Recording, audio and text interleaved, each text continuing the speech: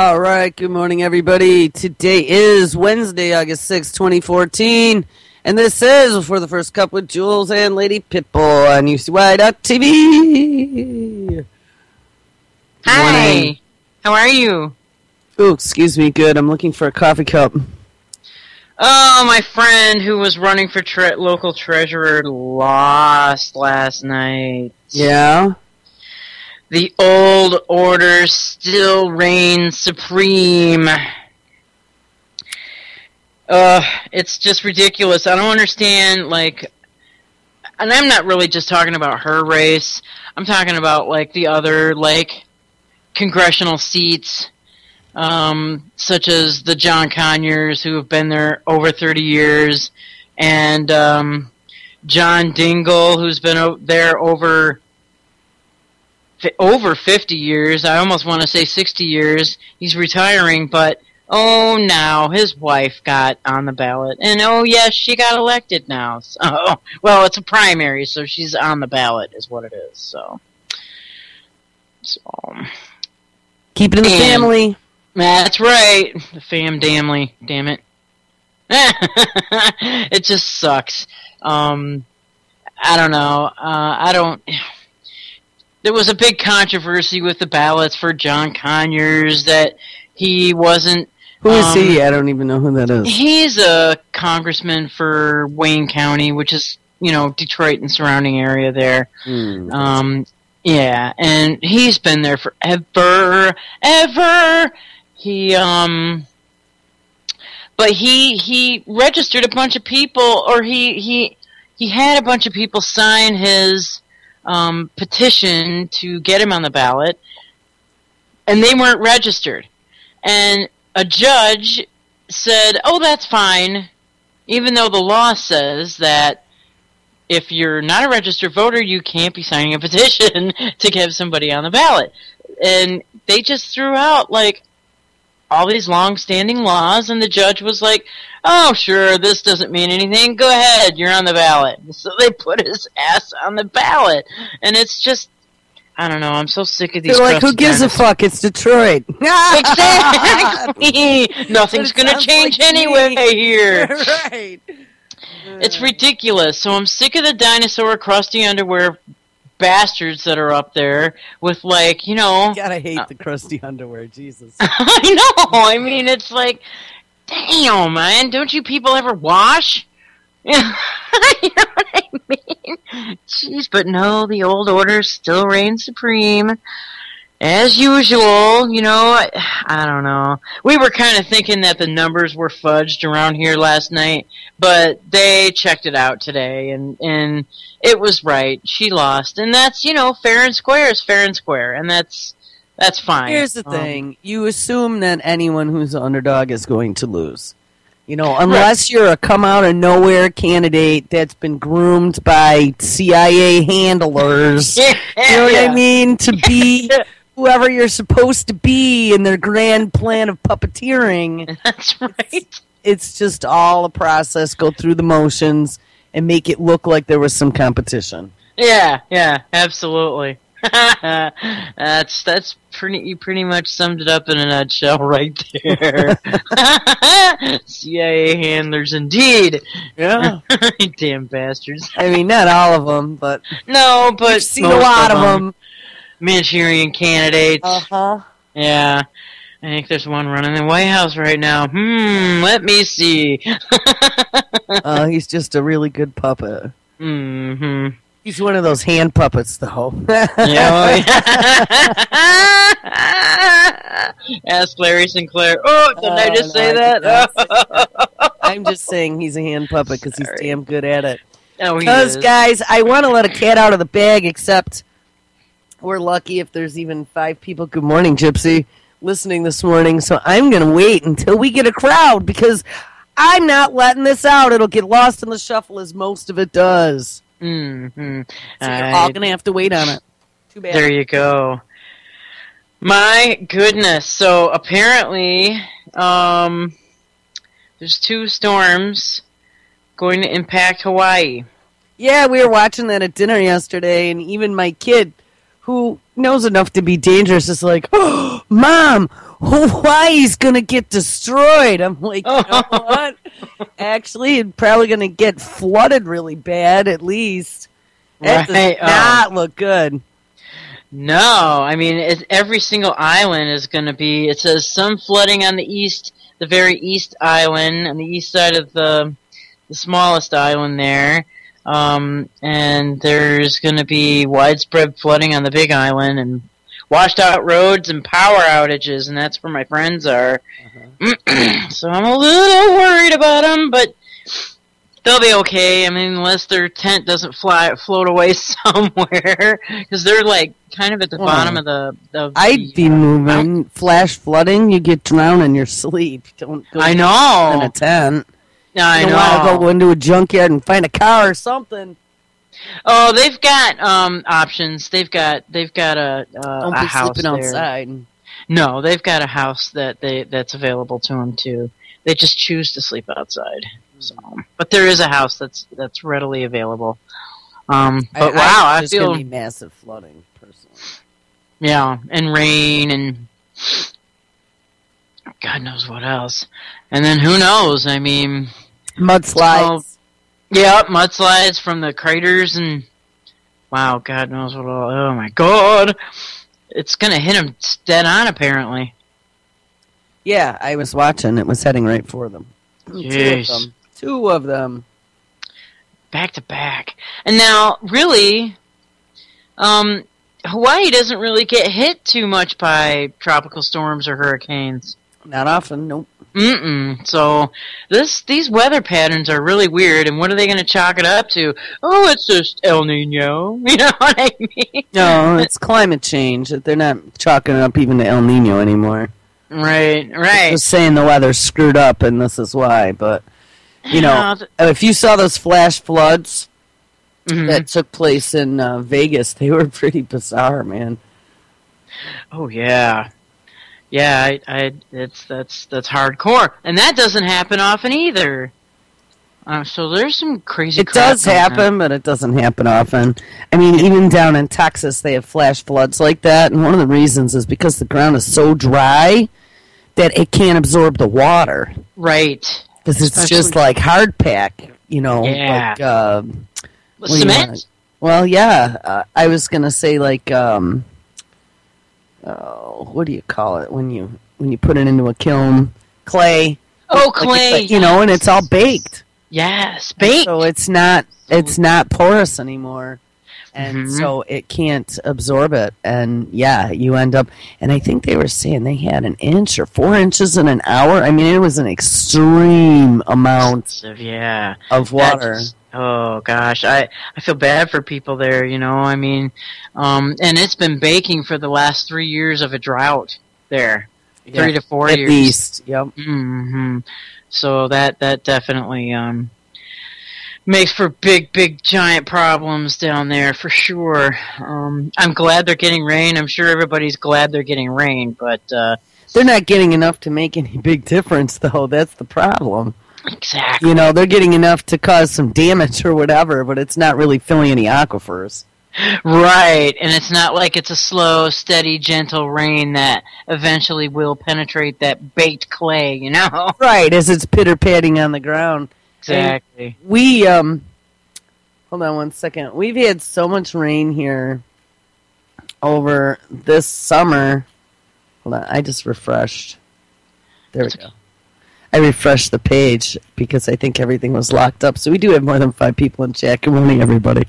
Oh, good. Good morning. I don't know, my light's flashing, so I might go dark here.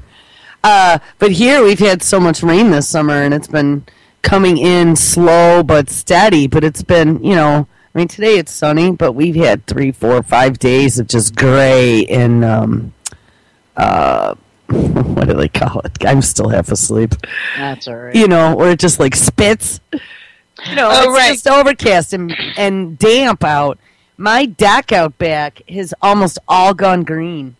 I've never seen that. Like normally, by the end of the summer, by August, like right along the house where it's always blocked from the sun, you know, just because of the angle of the house, there's like one board right along the house that never gets any direct sunlight. And that board, by the end of the season, will be green. So I'll usually like take a power washer, or I'll take some bleach water on a broom, and I'll just kind of and get the green off. My whole deck is green out back. Has that ever happened since you lived there? I've never had my deck. Just one board usually gets green by the end of the year. The whole deck is green, and I got to tell you what, when you're out there in bare feet, walking from here to the back door, and it's damp, it's slippery. So I'm gonna have to do something about that. Oh man, I've wiped out on that deck before. In the dark. Oh, yeah, be careful of that. Oh, jeez, that's not a good deal. Good thing no one saw me. I don't think that a broom with some bleach on it's going to cut it on that. No, it works pretty well. It kills all the algae. Yeah, but you probably But it's literally algae growing on the wood. Yeah, that's amazing. Wow. Amazing and dangerous. You know what I mean? Yeah, well, no one usually goes back there. I don't have visitors. Nobody likes me. Aww. No, actually, I'm too busy, so no one comes to see me anymore, because all I do is sit in here and act all psycho because I have too much work to get done. Oh, my God. So they just don't bother me anymore. Right. Oh, man. So now what? What do you mean, now what? Where do we go from here? I'm trying to look at his. I get all kinds of stuff. Oh, cool. Right on. Well, I don't think I want to give away my big story that, as I was going through the videos last night, we gotta wait. So you need to talk so I can post a cup so we can get everybody's ass here listening to the show, because it's a bombshell, people. We've known it all along. We've been talking about this for a super long time, and everything I said is true. Yeah. Everything I postulated is true. They came out and they told us last night. They told us. Oh, yes, they did. And all that evilness that I've been warning you about, they told us. Wow. That vaccine, they told us. That experimental serum, I've been calling it. They told us. Hold off. Hold off. Don't get the chip. They told us. I saw something just out of the corner. Don't give it away, and I'm talking about it later. I won't. Let's see. I think, if I'm not mistaken, yeah. Stocks are like plummeting now. Only some stocks. I bet you there's other stocks like Tick Maria or whatever their name is doing great. Doing great, yup. Hey, it says the U.S. stock slid on Tuesday with the Dow Industrials posting their fourth loss in 5 sessions. Oh, so that's on a downward. Yeah, 140 points I see from yesterday down. Yeah, it's just no big deal. They're still at 16,429. Yeah, exactly. So, whatever. Inflated freaking numbers. 16,000, that's totally still inflated. I think when I got out, they were probably at like 10 or 11,000, so. Yeah. I lose, but I wasn't going to be a part of that bullshit. Yeah, they use your money to make themselves billionaires. Screw that. Exactly. And I've been, I do have some money still, like my penny stocks that I bought about 15 years ago. I had, I don't even remember when they first started opening up those online brokerage accounts, I had lost. We used to buy stocks in the companies we did business with, and then that Nortel went out of business belly up, and all of us lost like thousands of dollars. And we had really good contacts, so we could buy, I don't know, there was some agreement, so we could buy at a good price. And they went bankrupt, so every penny that everyone had, including all the employees, all their pension accounts, everyone got robbed. Absolutely 100% robbed. And that happened to me, it might have been like 2004, 2005, I think. So After that, I said, forget it. I am not buying into any of those big assholes anymore.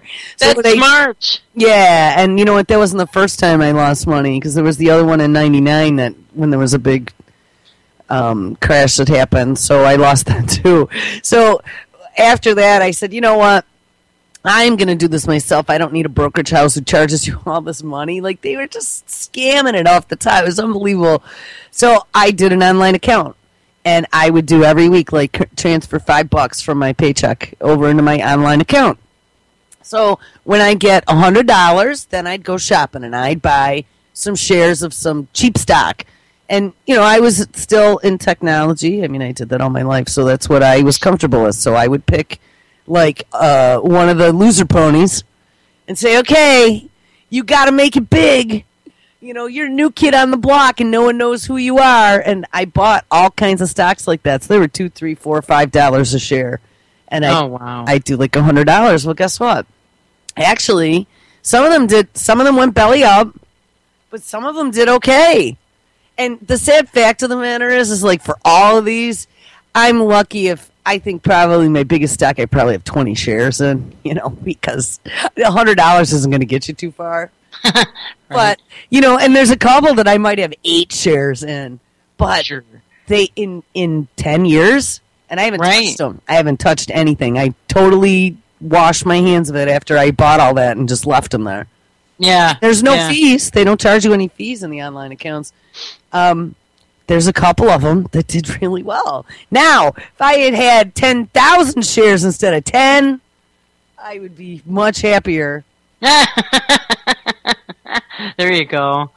There was one stock that was, they do online CRM, customer relationship management, but it's instead of buying software for and then licenses for all the people in your company to use the software, it's a software as a service. So you just pay your $5 a month, and you have all your people in the company go to the website and log in. You know. Yeah. They host all the files. You don't need an IT guy, whatever. Well, when they went public, I think they probably went on the market for like $8 a share, something like that. That was way, way, way back. And actually, I should look and see what they're at right now. They've split multiple times.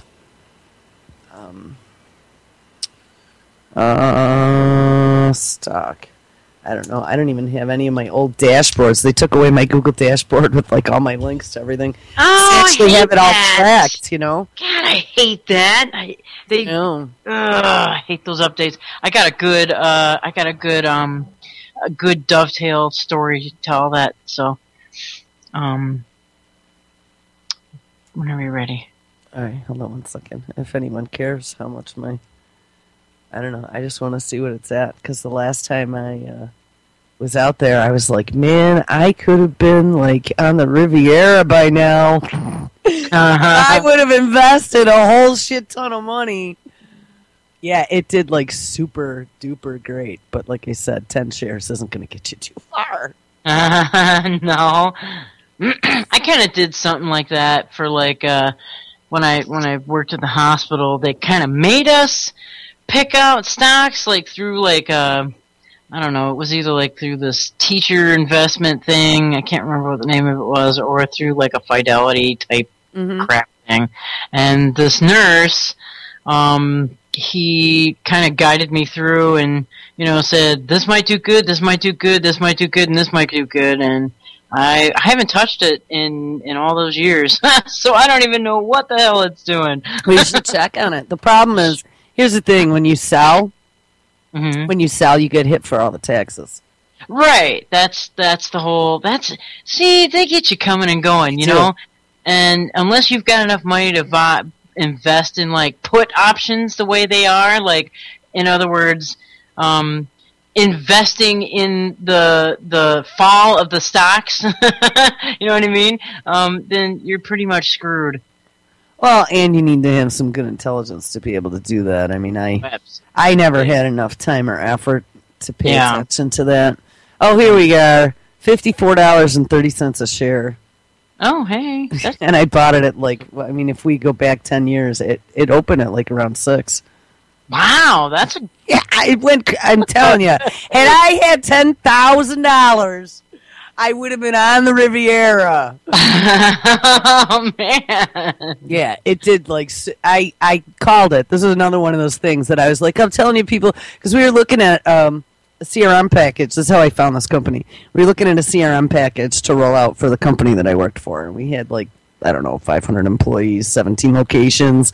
That's a lot of administration when you're installing that software on everyone's machine and buying licenses for everyone, and you need IT people, and you need sales training, because it's not just sales, it's your service. CRM is 360-degree customer relationship management, right? So when your customer starts with you, they get put into the system, and now you know everything about that customer and every transaction they did with you, right? It makes it a better experience for the customer instead of you just calling in willy-nilly. You talk to, Lisa today and Tina tomorrow, and they don't even know that they spoke. You know what I mean? So this was one of our big deals. Once I brought the company online and we got all of our back-end records accessible for service support, that was kind of my thing. My thing was bringing everything online and, connecting to the databases and building the website with the portal so they could log in and get all their data, put in service tickets. That was kind of the last thing that I was working on there. Sure. I did that for years for other companies. And I one day I worked for the EVP and I said, hey, why am I not doing this for us? Like, we are so damn dysfunctional. We're selling all this shit to customers and we don't have this shit for ourselves, And he's like, you know what? You're right, Jewel. Eat your own dog food. I said, exactly. Yeah, my job changed then from being engineer, and it was so much better because then I didn't have salespeople on my ass all the time.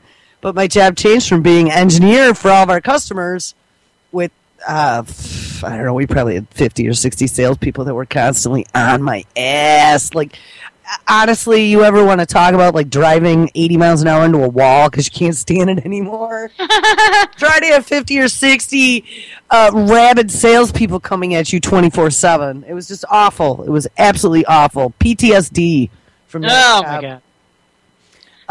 But yeah, so I said, hey, why don't I do this for us? And he's like, all right, that sounds great. So I had to do a whole project plan and, here's all the stuff that we're going to do and blah, blah, blah. And so that's what I ended up doing then for my last 4 or 5 years before I left there. But anyway, one of my suggestions that I came upon when we were researching the CRM piece of all of this was, hey, how stupid would it be for us to buy some software? I mean, you didn't have too much of a choice to buy it. You had IBM, their whole SAP program that ties into all your back-end operations. You had Microsoft CRM, their product, and they were all really clunky and kludgy. Oh, and they had the other one, Siebel. They were all huge monsters where you had to have all the specialized back-end databasing installed. You had to have some really expensive employees on staff to be able to manage all this shit. Mm-hmm. And then for the end user, I would have to say that the grand majority of people in this world are just not that bright. I hate to say it, but they're not. No, it's not even funny. I mean, I've been a trainer. I was going to be a teacher in my day. I became a technical trainer for many years. As an engineer for many years. I was a tech for many years. I've dealt with people from the beginning to end. There's a vast majority of people who need others to do for them. They can't think for themselves. And I don't blame them. I think that they've been conditioned to be that way. Right. Helpless. And that's why that's one of my red button issues. I will not do it for you. Period. A helplessness junkie. I can't stand it. It's like one of my biggest pet peeves on the planet. Figure it out. I'll show you how to do it. But if you don't show any time and effort, I'm going to leave you on the side of the road. Bye. Yep, absolutely. I gave you all the tools. Figure it out. And if you can't figure it out, then maybe you're not worth it. I hate to say it, but there you go. And so anyway, I highly recommend it to them that we maybe look at software as a service. It's brand new, I know, but what a cool concept. Look, we have fixed costs. We know that we have, 500 users at $5 a piece per month. For that kind of volume, we could probably negotiate some sort of volume discount, right? Tell them, hey, we'll bring you our business, but we want it at $250 a month. Or we'll pay the $5 a month and you tack on the extra piece that has the service piece in there, so we don't have to pay any extra. You can always negotiate, especially if you like fake that you're going to go with someone else. Oh, we're talking to Microsoft. But see, right? That's why I'm good at business, and sometimes these guys just don't get it. Right. I could sell anything. Trust me. That's awesome. I've done it. But anyway, so they decided to go with Microsoft. I have to tell you, 5 years down the line, what a freaking nightmare. And I don't know if they ever got that working right. And as I told them, Microsoft soaked them nickel and dimed for all of the freaking licensing. And every time you turn around, you had to get a new license and then a new upgrade and then a new license and a new upgrade. Then you had to hire a third-party company to try and integrate it because it was so damn complicated. And I mean, what people don't get is that's how these companies make their money. Right. Right? They want you dependent on them. They don't want you to be independent. That's right. See, my old thing, that's why being married to a programmer, I'm kind of spoiled because by writing all of our own applications, guess what? I don't have to depend on anybody. That's right. We can write all of our own applications and it doesn't need any licensing because we wrote it all ourselves. You own every part of it, which is cool. So, we've been doing this for 12, 13 years now. So and that pisses him off. I'm spoiled. Well, yeah, and he worked for me when we worked there, too. Oh, wow. He used to write all of our apps. That's why, I don't know, they were just dumb. So when I left, they were probably about $750,000 into the project of licensing and servers, and every location needed a server, and they had to hire extra IT. It was insane, and I just kept saying, I told you don't go Microsoft. And the only reason the dumb IT director did it is because, well, I feel more comfortable with Microsoft. I'm like, dude, you are not much of an IT director if you feel comfortable with Microsoft, okay? Exactly. I've been watching Microsoft for 15 years. I've been watching their tactics and how they put other companies out of business to gain market share.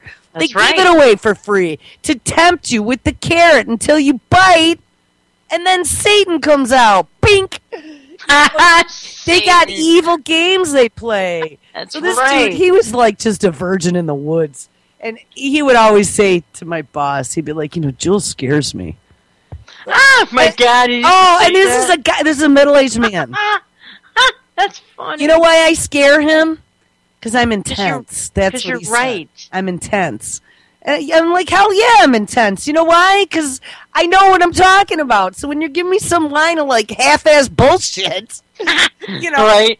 And we were both directors, so it's not like I was talking down to the dude, but he'd then go run into my boss and tell him that I scared him. Oh my God! You know what? My boss and I got along really great. I'm like, he's a pussy. That's why.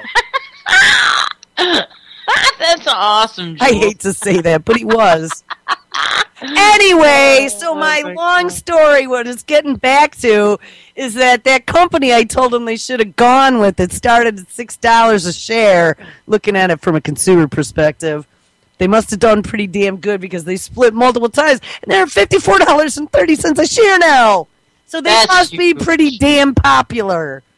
Oh my God! And it would have been a boon for that company if they had gone with that. They sure would have, and they would have been able to contain their costs. I bet you they dumped that CRM project. Actually, I found my voicemail box was full of my cell phone, so I was cleaning out the other day, and somehow I must have saved a voicemail. There was a voicemail from my boss like 3 years ago going, "Hey, Jill, give me a call."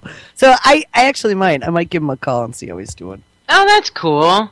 He was planning on leaving there right around when I did, so I don't even know if he's there anymore. But he probably isn't. He probably left, and he was like, "Screw this! All the good people just left." He was opening a dojo. That was cool. We were working on helping him get his website together and everything when we were leaving. Oh, that's so cool. I don't know. Yeah, double black belt, 20 or 30 years. So I think he'd be good at it. Get out of technology. I mean, get burned out.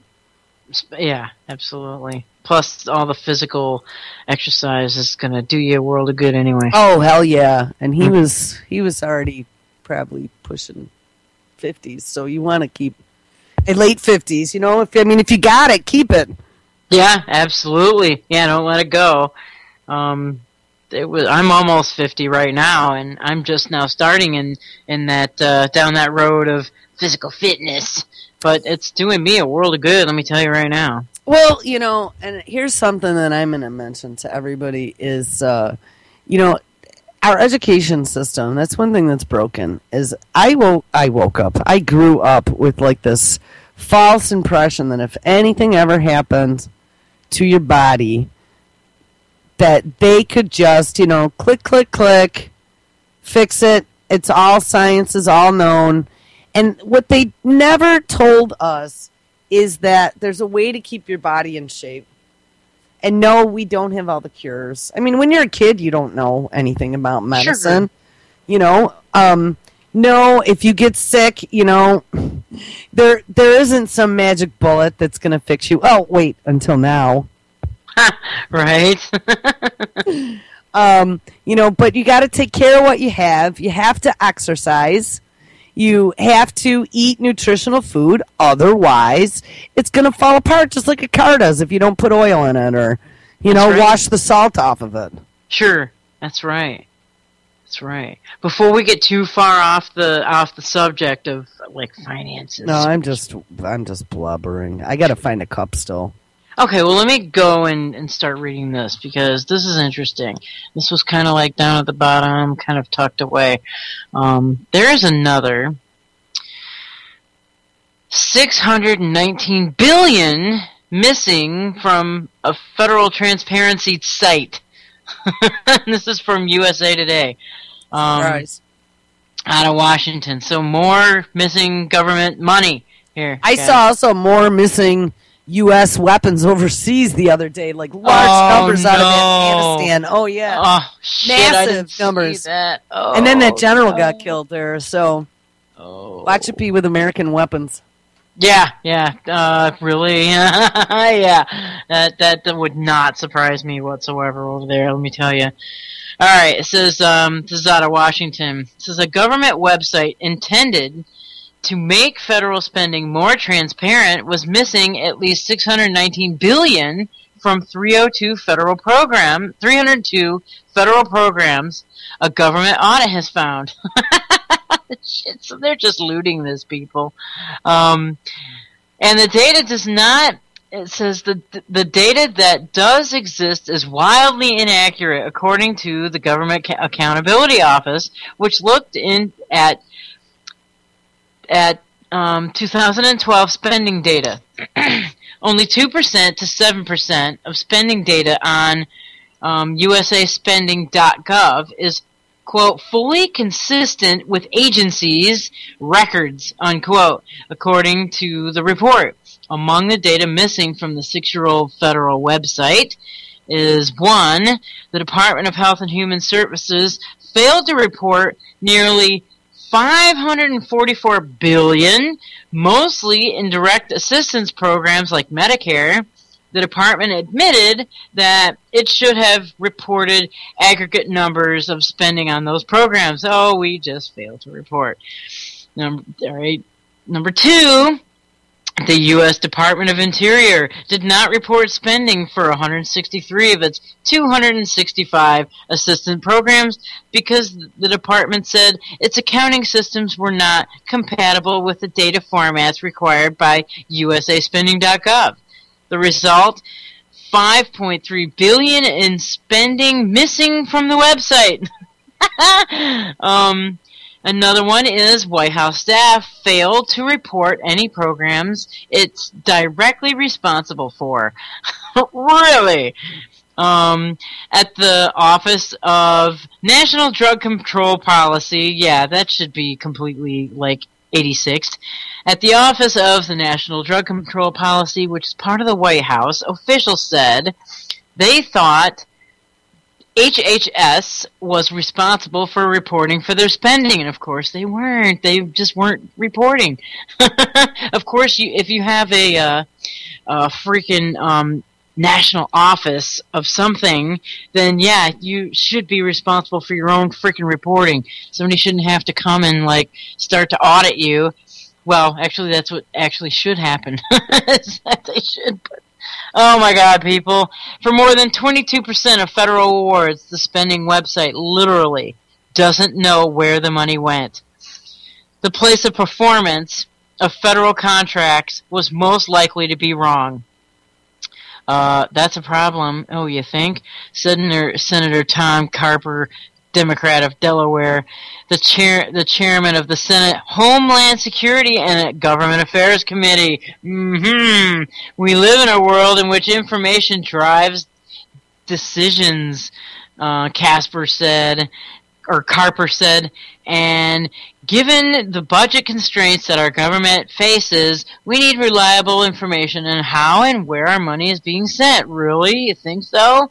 The report comes as the Obama administration begins to implement the Digital Accountability and Transparent Act, which Congress passed last year to expand the amount of federal spending data available to the public.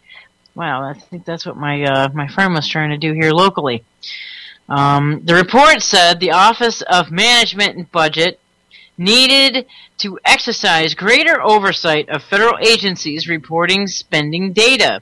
Until these weaknesses are addressed, any effort to use the data will be hampered by uncertainties about accuracy. OMB spokesman Jamal Brown said the administration is already working to improve the data following the passage of the Data Act last year. OMB is committed to federal spending transparency and working with agencies to improve completeness and accuracy of data submissions, he said in a statement. Sure. The administration is also transferring responsibility for the website from the General Services Administration to the Bureau of Fiscal Service in the Department of the Treasury. So that's all interesting. They aren't even reporting their spending habits. And it's like, it's just another giant chunk of money being shuffled around, being swept under the carpet, being, siphoned off of here, a little cream off the top there, you know what I mean? This whole thing, the whole damn thing needs to be completely, all these freaking, especially national drug control policy, they don't control anything except for opium comes over from Afghanistan and gets turned into heroin on our streets. That's the only damn thing they're controlling. All right, distill though what you just read. I mean, so is the money missing, or are they just not giving all the exact records to go up on a website? Well, the money I didn't get that. The money is not missing, and and they can't trace where all the stuff went. Okay, but is this an official federal group, or is this just some watchdog group that's going, hey, we don't know where the money went, you're not putting it on the website? Right, well, let's see. Who is it? It's usaspending.gov. So that, apparently they are some kind of an oversight committee. Maybe. Or it could have been someone who just bought that domain. Yeah, well, it's got a bunch of the whitehouse.gov. It's got government links here. It's called usaspending.gov. So. Right, so go down to the about info. Okay. And find out who they are. All right. The Federal Funding Accountability and Transparency Act of 2006 requires that the Office of Management and Budget, OMB, establish a single searchable website accessible to the public at no cost, which includes for each federal award, 1, the name of the entity receiving the award, 2, the amount of the award, 3, information on the award, including transaction type, funding, agency, etc., 4, the location of the entity receiving the award, and 5, a unique identifier of the entity receiving the award. Yeah, this was what Barry ran on, where he faked and lied his way into office, right? Right. That we were all going to be accountable. Now, I got to say, this site looks pretty cool. If you go to that homepage, usaspending.gov, there's a little chart in the lower center that you can click on with little colored dots on it. And when you go to those colored dots, when you click on that, it actually takes you to an interactive graph that then you can roll over each dot and it tells you what state it is. Or you have a click box where you could do all the states. You could map them in different ways and take a look at their total spending. Looks to me like Florida, California, Texas, and New York, which that would make sense, are on the top of the heap. But Florida has everyone outspent. Wow, yeah, I see that. $200 billion over that amount. Yeah, and on the bottom, you got a slider that starts at the year 2000 and goes all the way up to 2014. That's pretty damn cool. There you go. All right. Cool. Yeah, that is pretty interesting. Oh, and then you could just go to list view, and there you go. It's yanking it out of a database with direct payment, insurance, grant. Thing is, it'd be nice to know like what all this is. Insurance. What's insurance? Right, exactly. They just come up with these. Oh, they do. They break it out, though, by the different departments. But oh, good. Wow, this would take like a year to try to decode. Jeez. That's pretty much what they do on purpose. But, they even though there's accountability and stuff there, supposedly, they still can't track it. So. All right, wait a minute. Prime Award spending data, Department of Homeland Security, is this tiny little friggin' sliver. Okay? Wow. Scroll down and look at Department of Energy, and it's like almost 3/4 of the bar. No shit, look at that. Lockheed Martin, top 10 contractors, was right up at the top from top 10 assistance recipients, which was New York State Department of Health.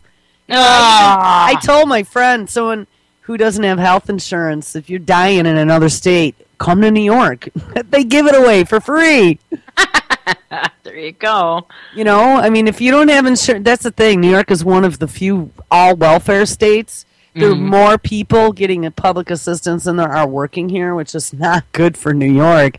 But, literally, people will run across the borders. They're popping out kids to get their birth covered, because in New York you can go to a county hospital, and I know county hospital is probably in the middle of the city, and you got people in shackles walking down the hallways as they're bringing the prison population in to get their treatment. But I'm telling you what, when I got out of college, I had no health insurance, and I was very sick, and I had no other place to go, and at least they didn't kill me. Right. No, I at least had a doctor who would see me. Right. And they got me on whatever their New York State plan was, which meant that I became a guinea pig. But as long as you're, at that point in time, I was not down with all of the experimentation on human beings, loading them up with antibiotics for everything, taking antibiotics for 3 years, and then going, oh, why do you have another eye growing in the middle of your forehead? Right. Jeez. But I still had access to antibiotics and a doctor if I had been really seriously sick. Yeah, and that's pretty much what the deal is. I mean, at least that's the basics. Yeah. You know what I mean? Jeez. That's interesting. So I don't know. So that's the deal with that. So obviously, because there's this so-called accountability. It's not being supposed to be supposed to be, exactly. That we don't have. But right, how can you expect that? Everything's under the covers. Sure, under the rug. Yeah. Sweeping it ever so deeply so that nobody ever finds it again. It's whoopsie, we can't find it. Well, what do you know? All right. So Techmira's stock is at $15.20. Their 52-week low is at $5.26. Their 52-week high was at $34.66. And I am not seeing that Techmira in the last few days went exponential. And I got to say, at $15, if the evil guys are going to start building their RNAi vaccines for Ebola, I'd say that's a pretty good investment at $15. Yeah. Because think about how many millions of unwitting humans that are going to have to take that vaccine. Oh my God, they're going to be rolling in the dough. Yeah, that's kind of scary. Oh man, I don't know. If I were an unsavory character, I would probably pick these guys to put some cash in. Sure. Wonder if they'd give me a vote. Wonder if they would allow me to like say nasty shit to them during their meetings. Probably not. They probably escort you out. Yeah. Well, they send you proxies. There's a couple companies that I don't even know who it is. I mean, honestly, I don't really care. I did the stack so many years ago, but I do still get a proxy in the mail, and they always want like comments, and I chuck it into the recycle bin. There we go. I never even respond. I don't vote on their boards or whatever. Just keep it going up. That's right. I'm not going to comment. Piss off, dude. Oh my god. Yeah, so speaking of healthcare, Tecmera's at 15-something. That's not really a stellar increase. But you know what? I don't know. Is it too early yet? I think we got to wait until hour number in the game. 2. Yeah. It's early in the game. Hour number 2, we'll talk about the other stuff. Okay. Last night, I hope everyone caught G. Michael Hoff's new show, All Things Apocalyptics. Oh, I missed it. All Things Apocalyptic. Say that 5 times fast. He was on at 9 p.m. last night. That is his new slot live. He had an author on, Annie, I always say her name wrong, Bergdahl. Next week, he has another author that's going to be coming on. Very good show. And then, of course, we have Private Time. Thank you to Gringo for hosting that call. And then After Dark. Poor Lori.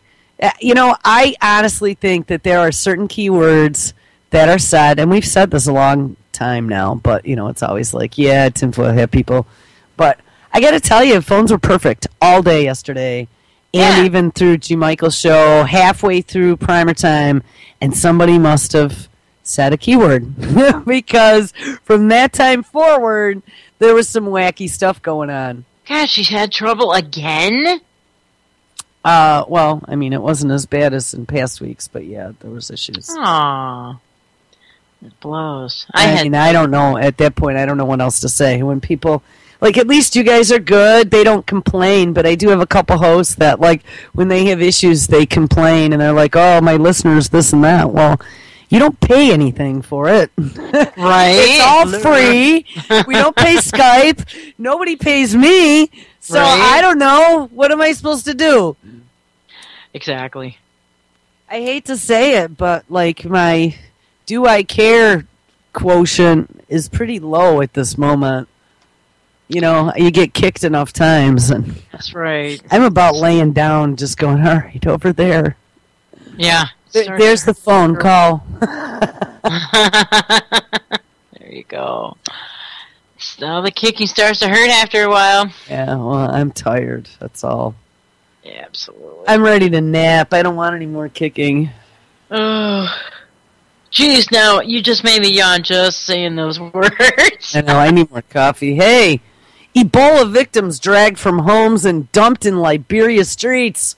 Oh, really? Holy crap. Yeah, there's, I don't know. Do I even want to talk about it? Because I don't. I mean, honestly, all this stuff, I didn't even want to come on air this morning. I was laying in bed going, do I care? No, I don't, honestly. Man. Not about any of this stuff.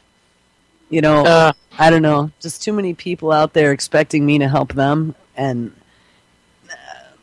you know, I don't know. No reciprocation on the other end, and I have to tell you, after busting my ass for 3 years, I just get to the point where I'm like, why am I even doing this? Mm-hmm. Well, that makes sense. I mean, I wouldn't want to be doing all this for no freaking nothing as well. I mean, well, you know, like people wanted me to post on their website, so I take the time and effort to go put posts on there, and then they can't even, and I messaged multiple times saying, hey, you know, I got 4 posts on your site now over the last 4 days and nothing's been shared to a Facebook page, or, you know, it got 2 hits. Why do I even bother doing this? I filled your site with content, but then I don't know. Just to me, it's like, but you asked me to build you applications and websites, which I did all that. I just get annoyed at why some people think that others should be helping them, but then there should be no reciprocation on the flip side. Right. You know, and I mean, I don't do this to have anyone do anything for me, but out of respect for the time and effort that went into me helping you, I would expect that you would help me. Yeah, I mean, absolutely. Isn't that what I don't think that that's being rude or anything about it. And I shouldn't even have to ask. And on top of it, I shouldn't have to ask 3 or 4 times. And you're like, oh, yeah, I always do. Well, no, you don't, because I see the stats. I get 2 hits. So I wasted 45 minutes for each one of these, getting this posted and put properly on your site and all this. And you couldn't even, like, copy a link and paste it? Jeez. Yeah, that's not good. And you know what? People take advantage of that, too, because, honestly, I mean, because when you spend time doing this stuff, people have no understanding of the concept of when you're putting time into something, that's like time out of your life that you're never going to get back. Yeah, those exact words were uttered this past week. So you don't get it back. And no. The thing is I have probably 700 things that I could be giving my time to right now. Number one, my kid. Sure. And that's what's getting me kind of upset about this, because all of this is taking away from my kid. Mm-hmm. And that's the most important thing. I mean, all this shit can go to rack and ruin or whatever as long as your family's okay. You know what I mean? Oh, right. So seriously. I look at this and it's like, okay, so I spend my time doing this, and I spend my time doing that, and I spend my time doing that, and none of this is panning out. Right. Not that it's supposed to be panning out, but there was some reciprocity. Yeah, that at some point would be expected, and when there is nothing, then I'm going to have to chuck it, and I'm going to have to start doing that, I think. Like, just chucking things, because you have to. Well, it's a big F. Mm-hmm. You know, another list on the human race of failure. Yeah. So. Yep. Absolutely. I don't have a whole. Here's something though. I got to tell you guys. This is what makes me sad. Is that when I look across this whole gamut and all the stuff that we've been doing for the last 3 years, I can listen to all these shows and I can listen to all these ideas and I can listen to all this crap. But I hate to tell you, for every pipe dream that everybody has, I see the actions of people, okay? I'm involved right in the middle of all of it. I got all these people trying to make all this stuff happen. It's not going to happen. It's just not. People can't agree on simple concepts. Right. People can't, spend 5 minutes helping someone else because they're too busy, immersed in their own lives with absolutely no concern for the time and effort that someone else is putting in to help them. Absolutely. So I don't see how, we hate the system. Great. So what else are we going to do? Well, let's all help each other. Well, great. Yeah, that's great in theory, but I can see it right now. We've already failed. Yeah. This whole movement, I just see it's all backstabbing and something else I'm seeing. I go post something and then someone steals my story and pretends like they wrote it and posts it on another website and then doesn't share mine. I honestly, I saw that the other day. I was like, are you fucking kidding me? Oh, gotta be kidding. And I know that the domain is another one that they own. So I don't know who did it, but I was really kind of freaking tweaked over that. Because it's all about... So then what do? They take it and they put ads all over it. And then, and make money off of it. Well, exactly. And that's what I'm saying, and it's greed bullshit. It's just, it really frustrates me because there are so many people out there who say one thing out of one side of their mouth and then they do something else. Mm-hmm. And I hate to tell you, but that the people who actually do all the work are the ones that don't want anything to do with it anymore. Right. Because it's not just everybody else expects all this hand-me-down. I don't like feeling taken advantage of, which is like the last 3 fucking years of my life. Right? And that is something that I, feel. At least when I did about. it for a living, I got paid good money, so I didn't mind. But when you do it for free and it's all your time and effort and it's your health and your family, yeah, it just, to me, it's... cut it off somewhere. I mean, you got to draw the fucking line somewhere. I'm going to have to just start whacking people off the roster is what I'm deciding. Whack! Whack! And and then I've had a friend who's made a suggestion. Why don't you just become like Alex Jones? I was like, I don't want to do that. But they're like, hey, just have it 24/7. Run your show. That's all. I was like, I think that would make people's ears bleed, honestly. Yeah. I could monetize the crap out of it. Could, I mean... Yeah, but you know what? How ridiculous is that? But the whole damn point of it is... to all work together to try to build something, exactly. And when you don't get much participation after people, keep saying, hey, I'm going to help, I'm going to be right in there, and nothing ever happens. Well, and I'm going to tell you what, I was laying in bed this morning thinking about this. I have a friend who I will go out of my way to help people if they need help. Even though nobody helps me most of the time. Some people do, and it's sporadic, but there's nobody that sits here on a daily basis, except for you and Zori helping me with the show. But, I mean, in general, on a daily basis, every day, I don't have someone that I can hand something off to. So every day I have stuff I have to deal with because out of 40 people or whatever, we can't hand off duties. And I have a friend, though, who works just as hard as I do, and every single day I would say, can I help you with something? Let me help. For 2 years, I have asked every single day. And just like me, somebody who doesn't like to accept help because that's something that you just don't do. No, I don't need any help. No, don't worry about it. I'm all right. Blah, blah, blah. No, when people tell you they're all right, they're not. Mm-hmm. People say they don't want help. No, they don't mean it. It's just that when people do help, they've had enough experiences in life where it ends up being a onesie-twosie. It ends up being way more effort to train somebody who then's going to do it a few times and then go wander off somewhere else. You know what I mean?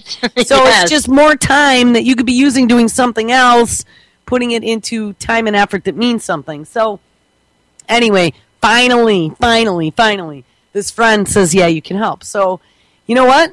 I got to tell you, that's the one case. Every day I help. Every single day. Even though I don't have time to do my own shit. Every day I help somebody else. And you know why? Because they need help. That's why. So I find ways to juggle my shit. And by me helping, it helps me. Sure, absolutely. But when you get taken advantage of and that line gets crossed, then you just don't feel like helping anybody anymore, period. And I understand that. And that's kind of how I'm feeling right now. Mm-hmm. It's been hard for me to get up in the morning because my hands hurt, my head hurts, I'm tired, I still don't feel 100%, and I just want to sleep. Yeah. That's because it's your body screaming, I need more sleep, Jules.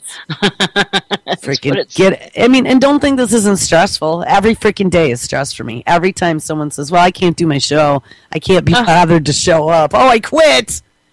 Aw, yeah, right. In the middle of whatever. All right, fuck you. I mean, that's all I can say. What do you want me to do? Right. That's all I can say. Go be selfish and live in your own world and do your own thing and tell everyone else to go fuck off. Great. So I can sit here and it's irritating. So when I look at all this and here's I don't want to be a downer, but I got to tell you, if we think that what we got going right now is going to get any better just by saying fuck the system and get rid of it all, you got another thing coming because it's not going to be. No.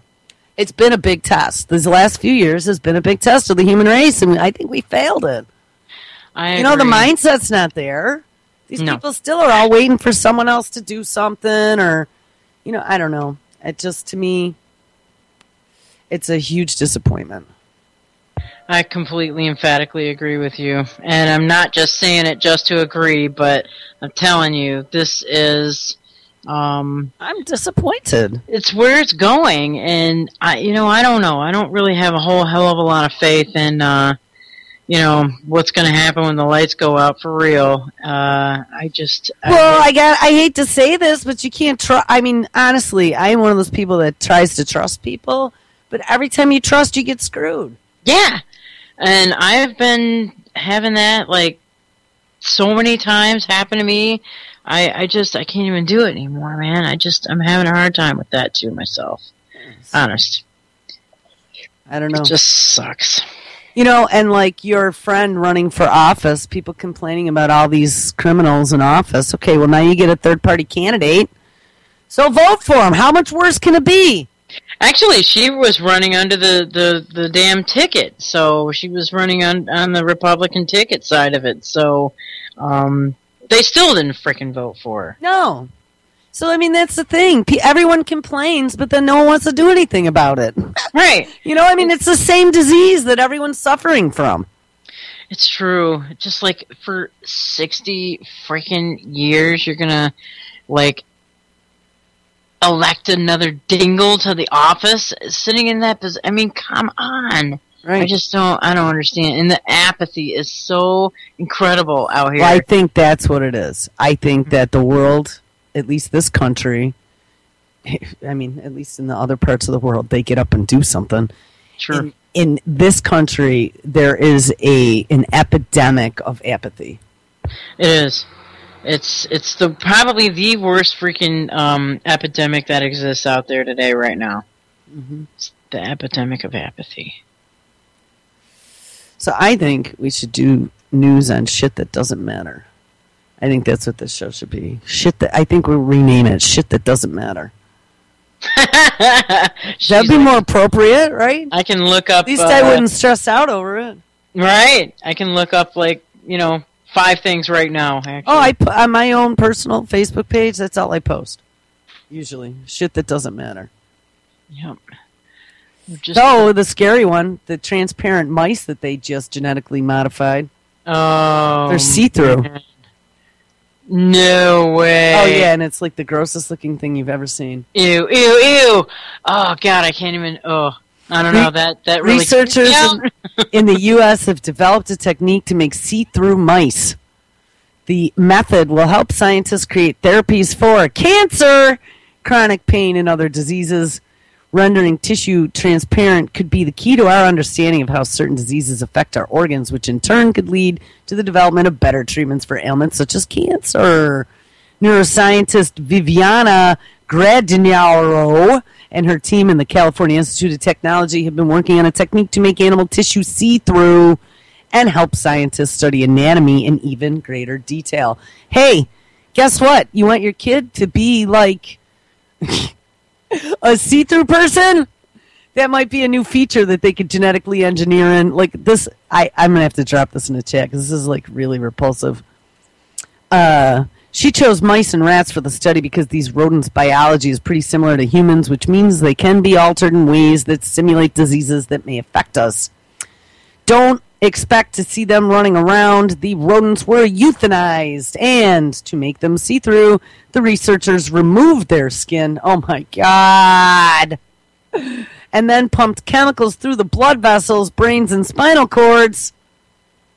Some chemicals for... Okay, if you guys are eating breakfast, I don't think I'm going to read the rest of this. This is really yucky. Yikes-o-rama. They gave details as to how they did this. Oh!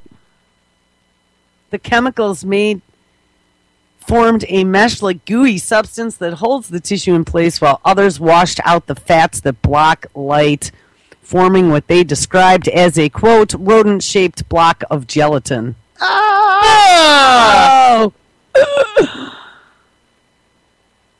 It takes 14 days to make a rodent transparent, and the technique, which could be used and replicated in other labs, has been published in the science journal called The Cell. Giardino and her team hope that the new method will be used to map the details of the nervous system with even more precision, track the spread of cancers, and identify the exact location of where some viruses hide. How horrific is that? That is. People who do things like this to other living creatures, I really hope that at some point in their progression of being an entity. They have to pay for doing things like that. Do you remember? I agree, emphatically That's agree. just awful. Do you remember, like, I don't know, it was like last year, something like that. They were messing around with genetically modified animals that glow in the dark. Oh, they got all kinds of them now. Yeah. They got like dogs or pigs. I don't remember what it was I saw just recently, sheep. But that was way back, right? They did the sheep, then they did the sushi. Oh yeah, the glow in the dark sushi. I forgot. Yeah, but there was one just recently that they glow in the dark, and people were like all excited over it. Wow, again, stupid people. Yeah. Now, hey, it's transparent mice. Hey. Yeah, it's a see-through dog. See-through dog. Yay. Oh my God. Yeah, that's pretty bad. Here, hold on. I'll pop in the chat. For everyone who has a strong stomach, I'll drop you the see-through mice story.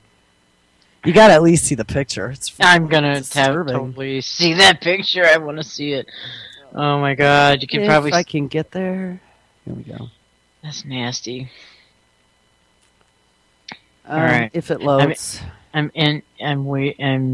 anticipating seeing this nasty thing. Oh, too, it looks like chat's logged me out of everywhere again for no reason whatsoever. What the hell? That's weird. It does that periodically sometimes, It's just like, you're like, oh, you're not there anymore. Yeah, hold on. And now I can't load Flash either. Flash is getting crazy. I'll sing.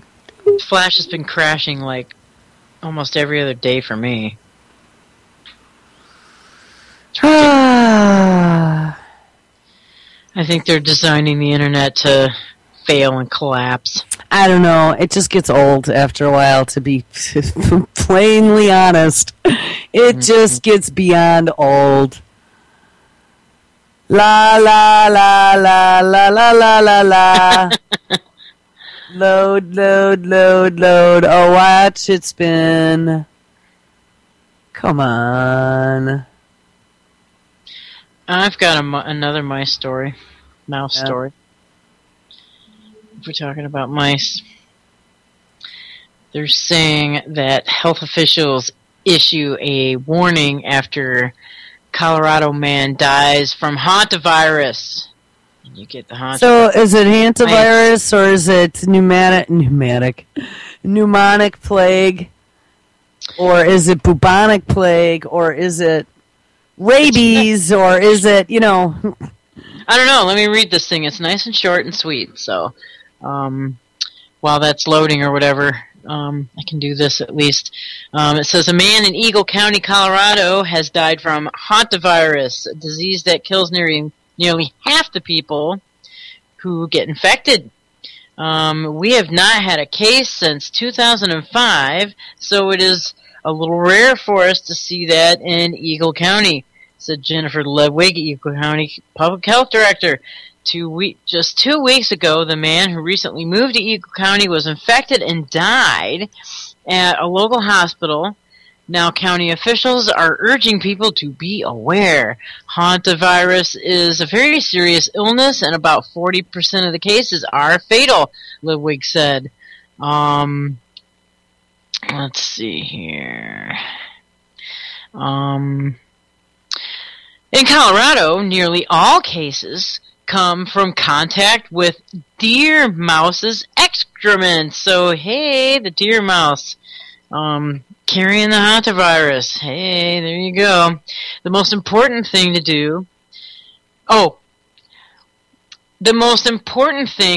to not do is sweep or vacuum, because that causes the material to aerosolize, Ludwig said.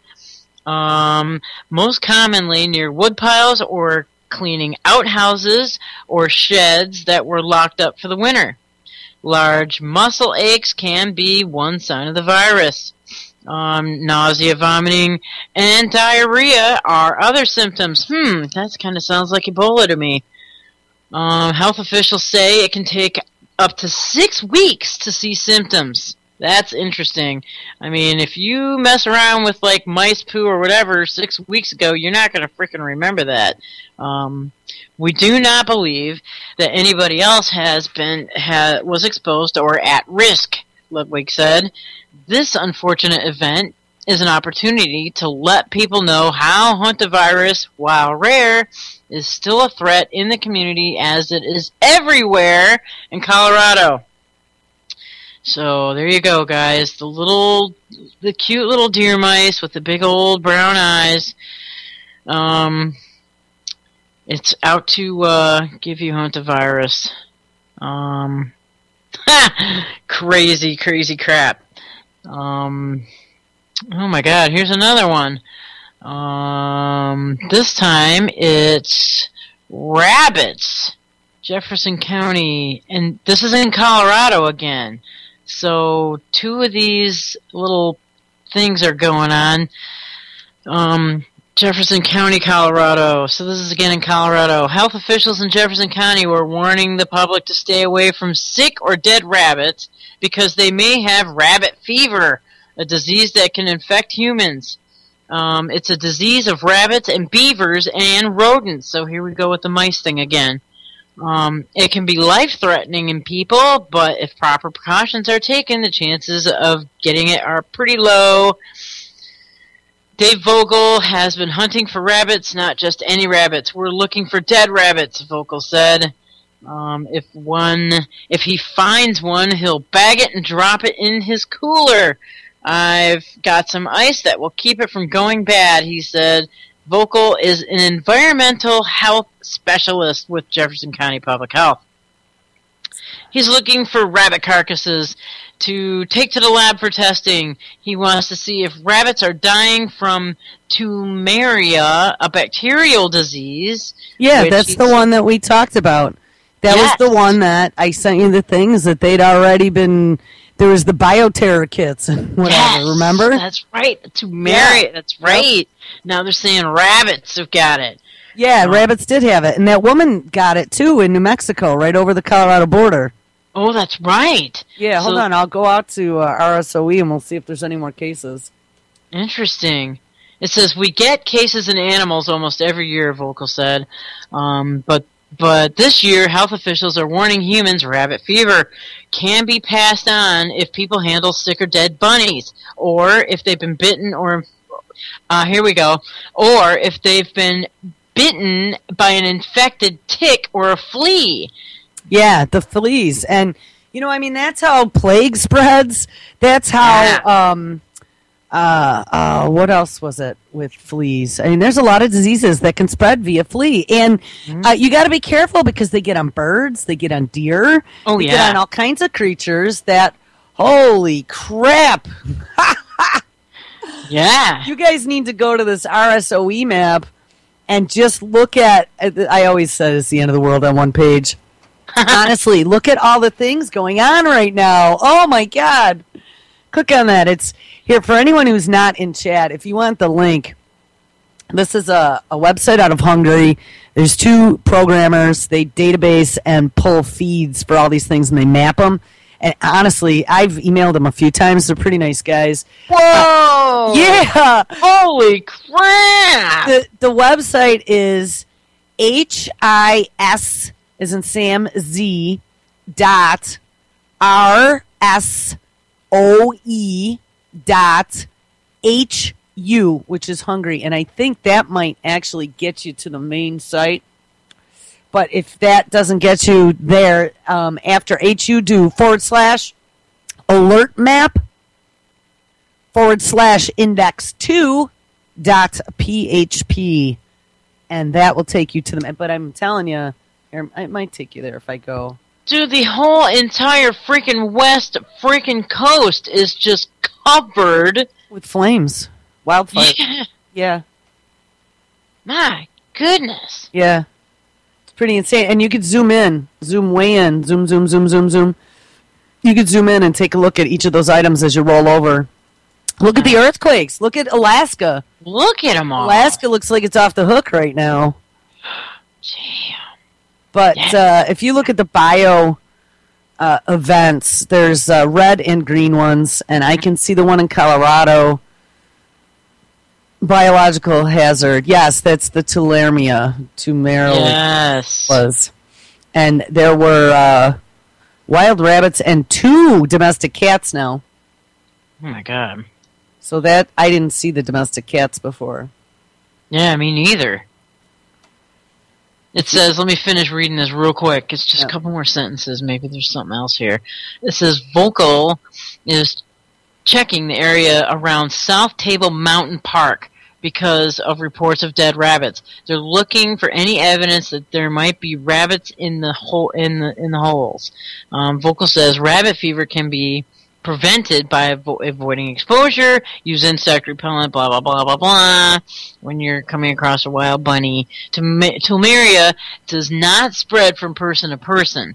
Symptoms can include high fever, swollen lymph nodes, and a sore at the site where bacteria entered the body. It should be treated early with the right antibiotics, blah, blah, blah, blah, blah. Yeah, when we read that story the other day about it, actually there were all kinds of different symptoms based upon how you became infected, whether it was through inhalation or through skin or through eating food that had contamination. And it was like just about every symptom that you could imagine. I mean, it was so generic, it could be anything. Right. I just read about the hantavirus, that there was another Colorado guy died from virus is that. up there for a long time. Yeah. You got to be careful. Even if you open your barbecue grill in the spring, that happened to me the one year, and I got rid of my barbecue because there was a big mouse nest in there, and I was like, hell no, hantavirus. My dad's like, just get rid of the nest and start a fire in there and let it burn. Well, they said if you vacuum it or sweep it. Yeah, well, you could get yeah, exactly. And there was someone who got hantavirus a few years ago, and I think the guy even died. I mentioned this up in Montana, or maybe it was his kid, from going to a cabin. They had rented a cabin up in one of the national parks and went up there, and there had been rodent droppings. Over the winter, there must have been a rodent wintering over in there, and they got it from it. Because it was all in the cabin, Listen to these symptoms. It says large muscle aches can be one sign of the virus. And we're talking about the hantavirus. Nausea, vomiting, and diarrhea are other signs and symptoms. I mean, doesn't it sounds just so damn generic. It could be Ebola, it could be this, it could be that. I mean, jeez. And check this out. In this RSOE details on that, the biohazard in Colorado, it even says the Montrose, which is the county that it's in, County Health and Human Services advises that tularemia, however you say it, tularemia, causing bacteria is present in some local mammals, especially rabbits and hares. Infections can also arise from the bite of infected insects, most commonly ticks and deer flies. So they didn't mention those. By exposure of contaminated food, water, or soil by eating, drinking, or direct contact with breaks in the skin, and less commonly by inhaling aerosolized particles carrying the bacteria through mowing the grass or blowing vegetation. Oh. Yikes. Saw your neighbors mowing the lawn, blowing the tularemia around. Sure. That's entirely... I mean, I know that when Fukushima first happened, every Saturday, all my neighbors mowing their lawns, and I had my meter sitting out here, and my meter would be pegging, those old school yellow ones. Mm-hmm. Like the 1950s fallout shelter ones. I used to do that out here all the time. Yeah, on Saturdays it would peg all the way to 5. So damn. You know that it was coming out of the grass, because it was, whatever, the cesium was settled in the lawn from the rain. That's right. Oh, man. Made it all airborne again. Oh, man. That's just... I don't know. We're getting inundated with everything. Holy crap. So, it's like... well into the next hour. Do you want to cover what you wanted to... the big bombshell thing? Maybe. Hold on. I'm just looking at some of these biohazards on this map. So we got something going in South America. Let's see what that is. Yeah. In Argentina. Oh! Contracted anthrax and died after handling cowhides. Well, yeah, and you can get anthrax. I mean, anthrax is naturally occurring. Of course, we have tons in Africa, and Saudi Arabia is loaded with them. And I know they had some new form of MERS that I had read last week. Let's see what we have now.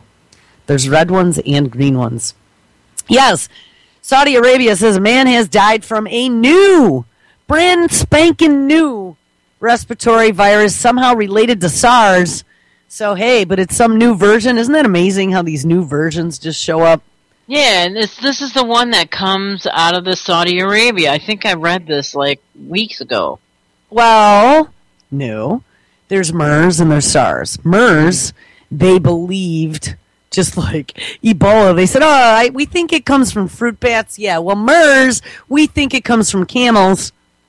Right? And then you had SARS, which had been the Chinese upper respiratory disease from a few years ago, if you remember that correctly. I do.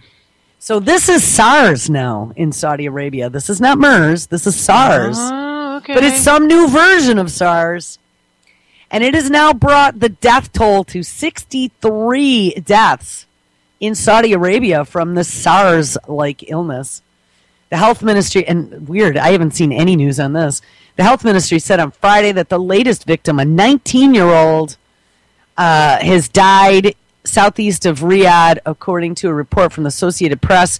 2 of his sisters are now in the hospital on suspicion of having been infected with the virus. The new virus is related to SARS, which stands for Severe Acute Respiratory Syndrome, which killed some 800 people in a global outbreak in 2003. It belongs to a family of viruses that most often cause the common cold. Now, something I want to mention about somehow being related to the common cold.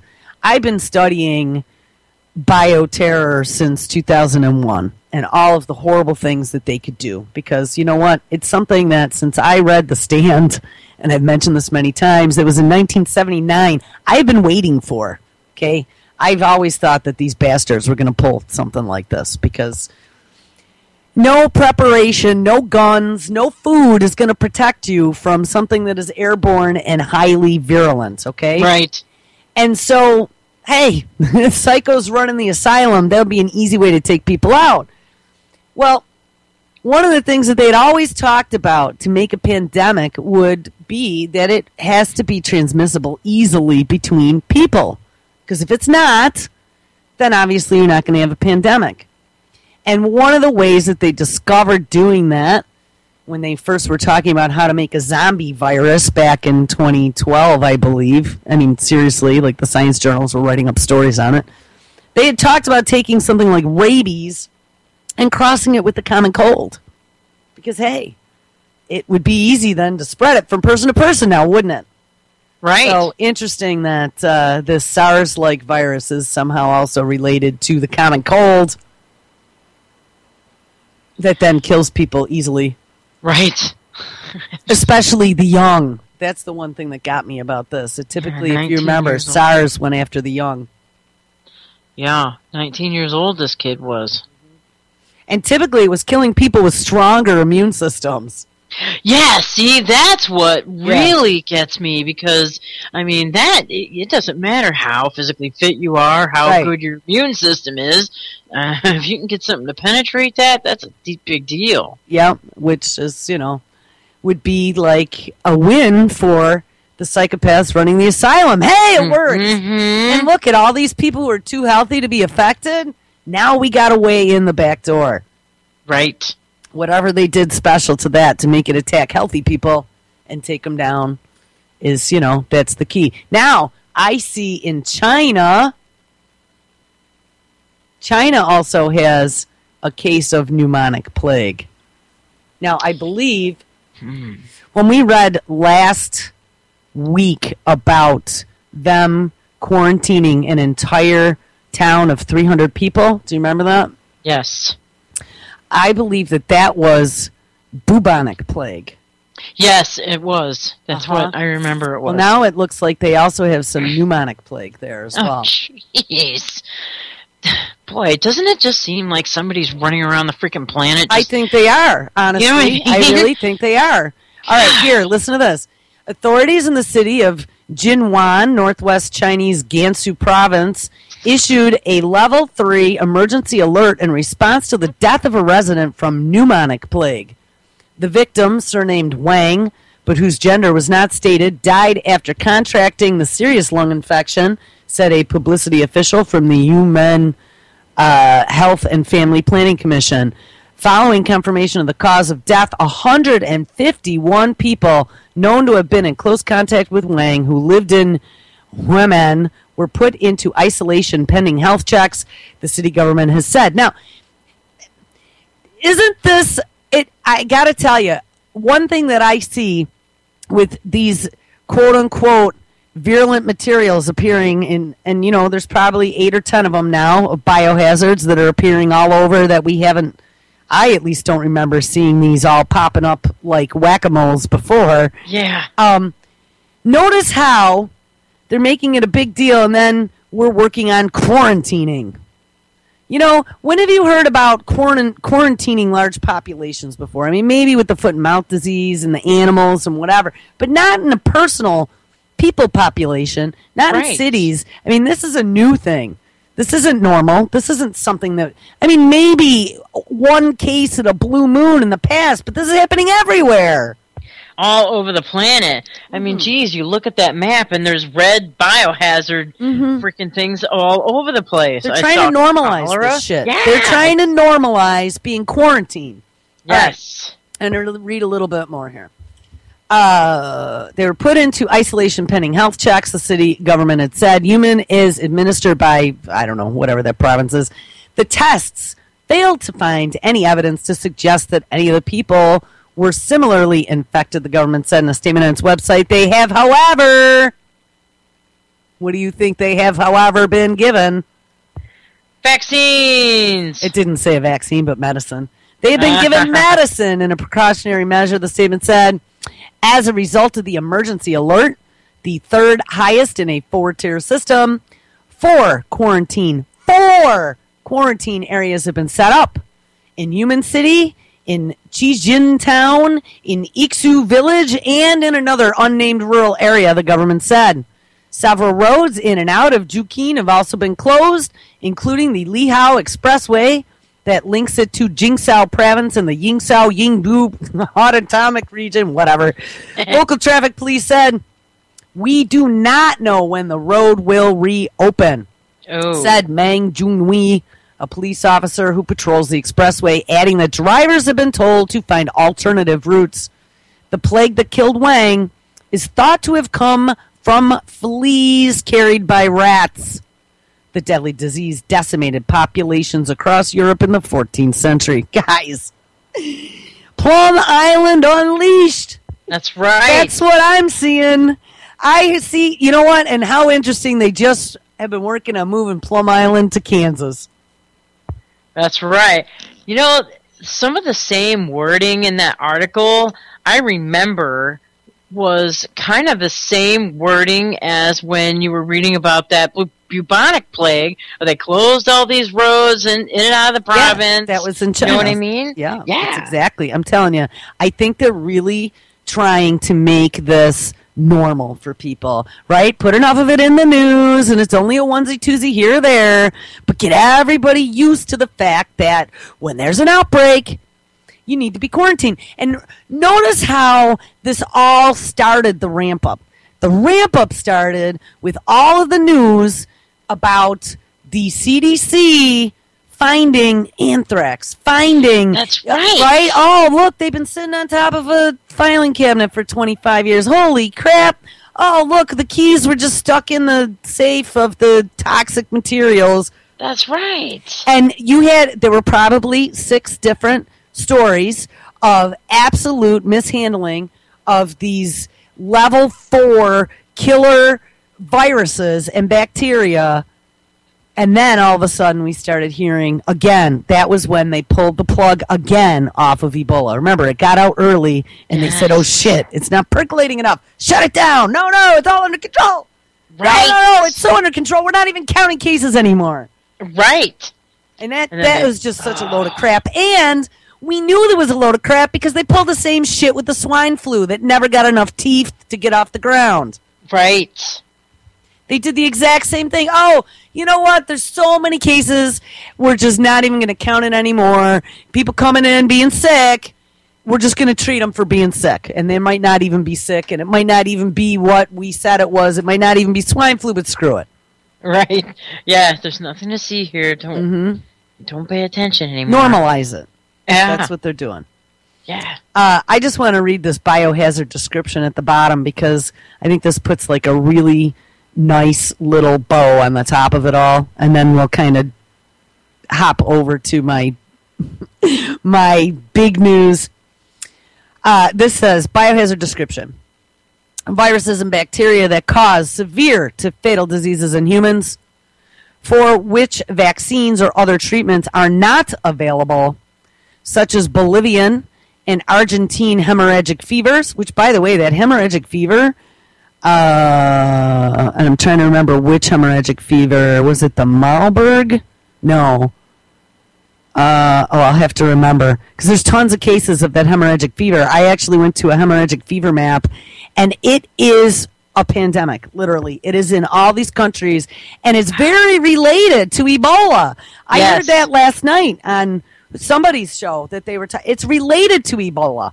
It's hemorrhagic fever. Hemorrhagic fever is hemorrhagic fever. Right. Just a different version. All right. Yeah, exactly.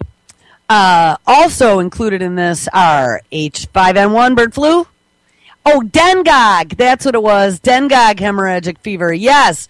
Also, Marburg virus, Ebola virus, hantavirus, Lassa fever, Crimean Congo had hemorrhagic fever, and other hemorrhagic or unidentified diseases. When dealing, and look at, they didn't even mention freaking pneumonic and bubonic plague in there. When dealing with biological hazards at this level, the use of a hazmat suit and self-contained oxygen supply is mandatory. My friend and I were talking about hazmat suits last night, and he was saying something that would probably work really well, and I was like, that's probably a good idea. It's a wetsuit. I never thought about that, right? You're covered in latex with an air tank. Yeah. Just got to make sure you get one of those head things. Cover up all your skin. Absolutely. The entrance and exit of a level 4 biolab will contain multiple showers, a vacuum room, an ultraviolet light room. Remember I was telling you, ultraviolet light? I was reading. But some of those pathogens are way too small to even be sucked into a filter to be able to be irradiated with ultraviolet light. They just go right through the filter. So, also autonomous detection systems and other safety precautions designed to destroy all traces of the biohazard. Multiple airlocks are employed and are electronically secured to prevent both doors opening at the same time. All air and water service coming to and going from a biosafety level 4 lab will undergo similar decontamination procedures to eliminate the possibility of an accidental release. Now, if you want to talk prepping for a second for any type of biohazard, here's one thing you need to be aware of. Always, always, always, always, always have an anteroom. Some sort of room that is completely separated from all other areas where you are existing. So if you had a garage or if you had a tent even, you need to have something that is outside of where you are spending your time to disrobe, decontaminate before you can come inside. And you probably want to have multiple different rooms where you do all that. Right. You can't just have a door that opens and closes into where you're going to be, because then you're going to let the shit in. That's right. Same thing with nuclear, like a nuclear fallout situation. Exactly. Same thing. And that's kind of where I had started all of this mental planning at one point, was because of Fukushima. but looking at the anteroom. One of the other things that my friend who came up with the idea about the wetsuit was showing me is, you know, those sprayers that you use, like you'll see pest, whatever you call it, a bug place, you know, spraying with they have the tank and they have the little wand on it and it's pressurized. Yeah. You know, you can get those for like $9 or $10. And he was like, hey, you know, you can use it for watering plants. You can use it for all these other things. But come some sort of pandemic, you can also fill that sucker with like bleach water or peroxide water or something like that and hose yourself down remotely.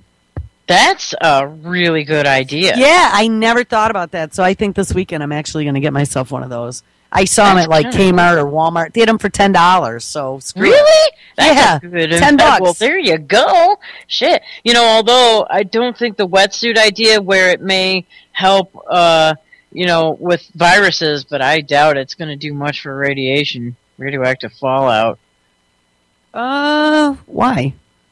I don't know. You just got to keep it off your skin, but it depends on what kind. See, I mean, if you have one that passes through everything, which I believe is the gamma, I mean, that's not going to help. But the alpha and the beta, or maybe it's the beta that passes through everything. There's the one that passes through everything. There's another one that a piece of paper will stop. And then there's another one that, like your walls will stop. But then the third one, the most dangerous, it's going to pass right through your roof anyway as it's sitting up there. So it's not going to matter. But that's why when you see them, like in Fukushima, they all got those Tyvek suits on. What you don't want is for it to get into your lungs, into your body, into your stomach, or onto your skin. And if it gets onto your skin, you need to wash immediately. But that's why you wear the suit, because it's going to be on the suit. But you got to get the suit off without getting it onto you, and then you got to hose down. Right, because all it takes is one freaking nanoparticle, and you've got cancer. Well, they're not nanoparticles. I mean, all it's going to take is one particulate of radiation to get embedded into a lung. And it's going to sit there and put out free radicals that are destroying your DNA, is what it does. So, I mean, if you're taking something that helps repair DNA, like turmeric or something like that, you might not end up with cancer. But, I mean, you get one hot particle in your lung, going to tell you it's going to do some mega damage. Yeah, and quickly. Yeah. Absolutely. That's what I meant. But, all right, let me get back to my videos here because I'm, like, all discombobulated now. So, sorry. Hopefully we don't have that echo issue anymore. I saw my camera was plugged in over there because we were testing doing the live a few weeks ago, which, of course, I got pulled in 55 directions. So I got hosts asking me to do video, but I just don't have time to deal with it at the moment. But that echo that I was getting on the new Skype, I'm wondering if it wasn't coming through the microphone on the camera, that even though you think it's off, it's not. Right. I was explaining that to them last night. Yeah, it's not off. So, God, can we... I had it up here before, but now I got really sidetracked. So let me see if I can find that story, because... Is this the one? Hold on. Let me go to the website.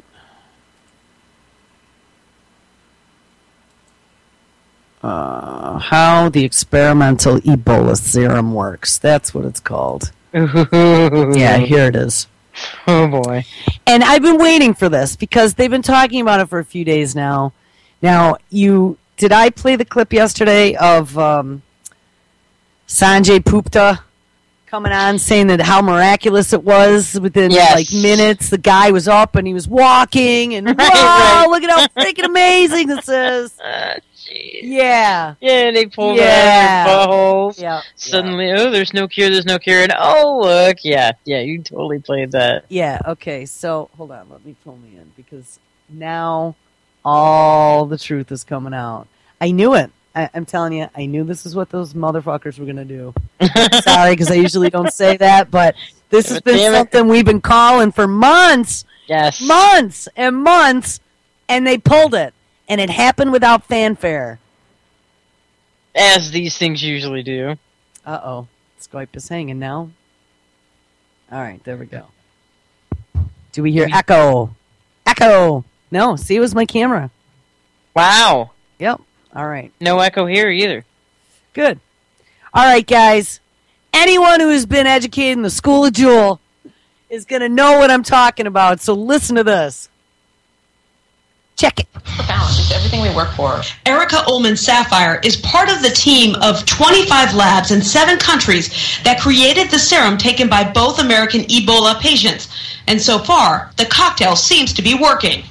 Until now, the drug wasn't known to the public. It wasn't even supposed to be tested on humans until 2015. Did you have any reservations before this outbreak happened about trying it on people? I thought it would work. I would take it myself. But I know what it is, and I've spent my life studying Ebola virus. Sapphire says the antibodies work by binding to the virus or the infected cell. So this is a model that we made with our structural biology of the structure of the protein that's on the surface of the virus. It's green and white. Yellow is the antibody.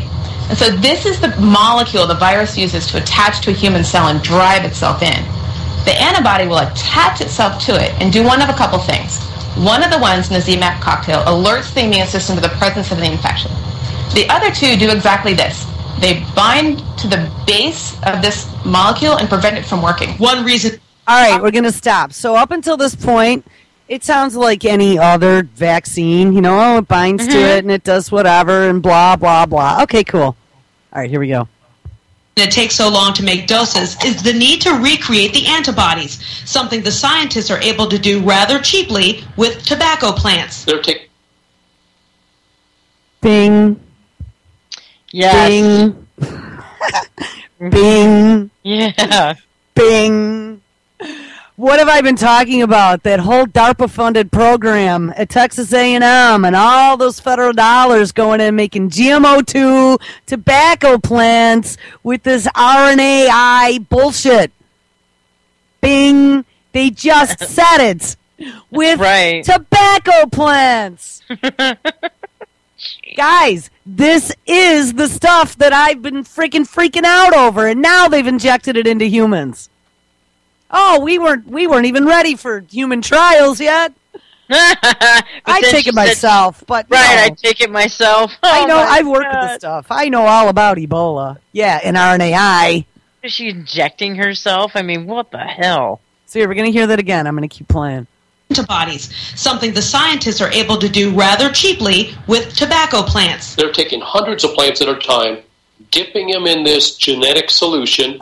Plants take up the virus. They start this process of viral infection, and in the process get jammed full of monoclonal antibody. As the plant starts turning yellow, because it's going to die from the viral infection, once you see that the plant has gotten to that point, the guys in Kentucky harvest the leaf material. After separating the antibodies through a multi-step process, the 3 desired antibodies are then combined to create the drug that the Americans, Dr. Kent Brantley and Nancy Wrightball, received. It's called ZMAP. It looks very promising, and it's certainly encouraging, and it's certainly a reason to go forward with these kinds of studies.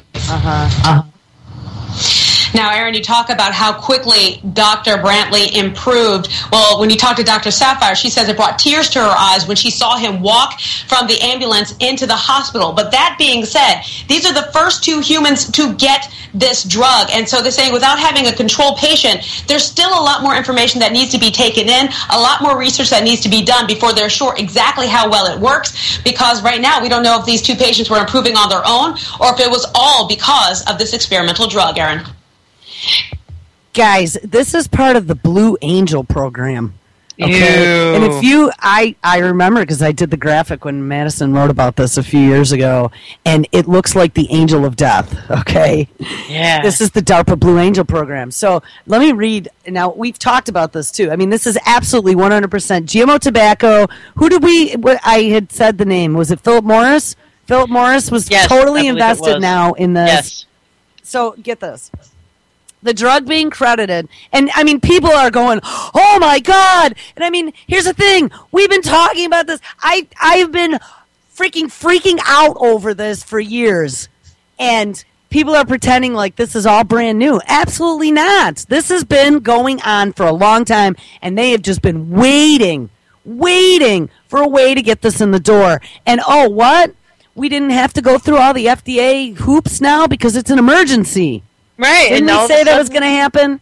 Yeah, and now they've got their control patients. And now that it works so well, hell, we don't have to go through any. We're going to start giving it to whoever's sick. All right. I'm going to read this article. And now I get echo again. What? Kill that. All right. That sucks. Says, drug given to American Ebola patients is produced in Kentucky using tobacco plants. Yes. This came out today. The drug being credited with potentially saving the lives of 2 American missionaries infected with Ebola was produced in Owensboro, Kentucky. The serum wasn't manufactured but grown. And, about a week ago, I read a story about this entire process and how it's done.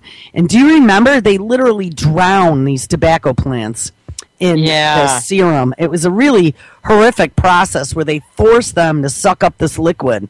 Ew, yeah. I mean, if there's any type of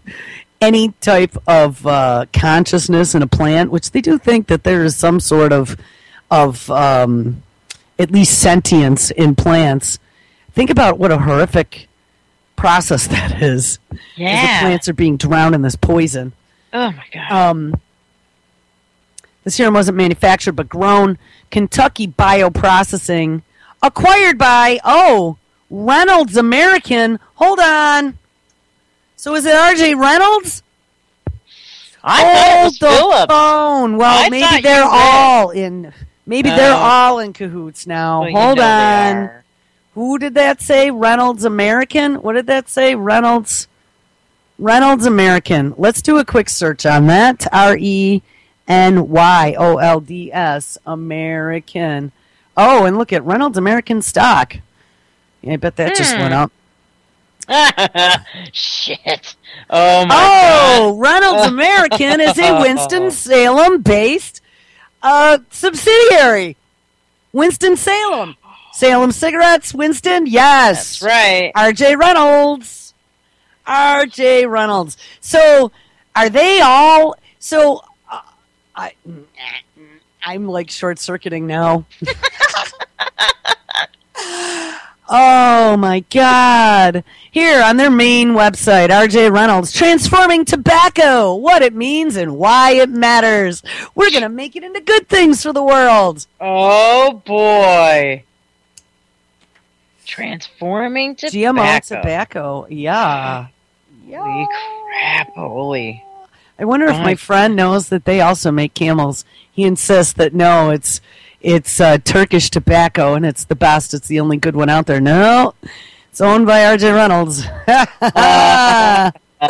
who's making the GMO tobacco. Geez, so maybe they'll just put this freaking vaccine crap into the cigarettes.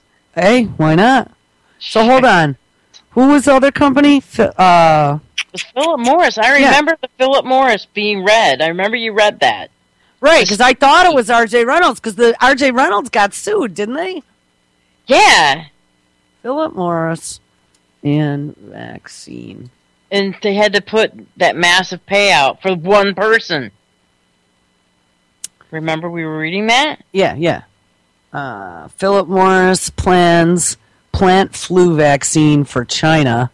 Oh, yeah, here, Medicago and Philip Morris. That was the one that we were reading. So look at these, and Medicago. Yes, Philip Morris bought them. Medicago soars 21% on $357 million takeover by Philip Morris. Mm-hmm. Guys, this is so freaking dirty. Makes me glad that I'm not a freaking smoker. Dirty. Jeez. All right, so I guess they're all in on it. So I'll read the rest of this now. Kentucky Bioprocessing acquired by Reynolds American in January. So I totally missed that they had bought them. Conducts contract research and development for a San Diego-based MAP biopharmaceutical, said David Howard, spokesman for the RAI Services, a subsidiary of Reynolds American. In the last week, Kentucky Bioprocessing complied with a request from Emory University and Samaritan's Purse to provide a very limited amount of the compound to Emory. CNN and NBC News reported on Monday that ZMapp has been given to Dr. Kent Brantley and Nancy Reichball, who have been described as showing significant improvement. The experimental drug apparently had never been tested on humans.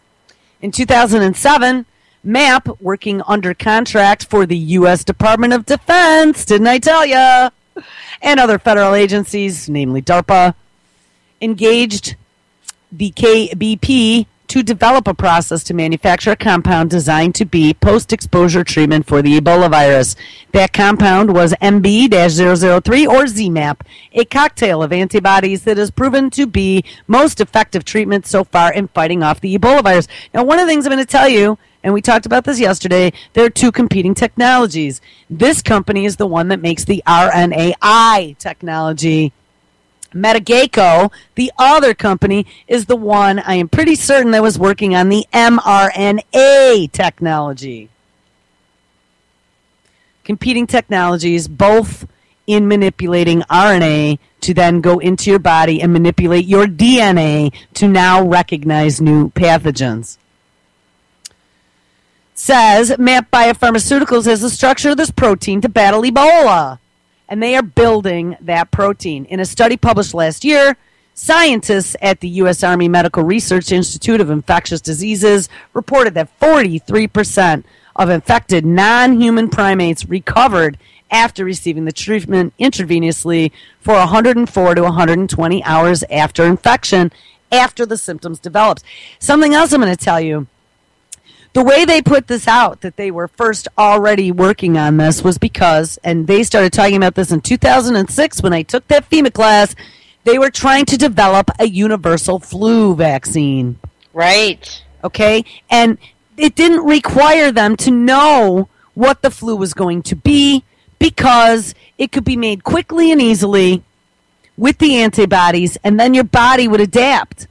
Well, look at how we're looking at this map, and now there's all these whacked out bacteria and viruses floating all over the place, everywhere, right? We're looking at all those. Oh, yeah. How convenient that now we're doing the first human trials. They're saying it's an Ebola vaccine.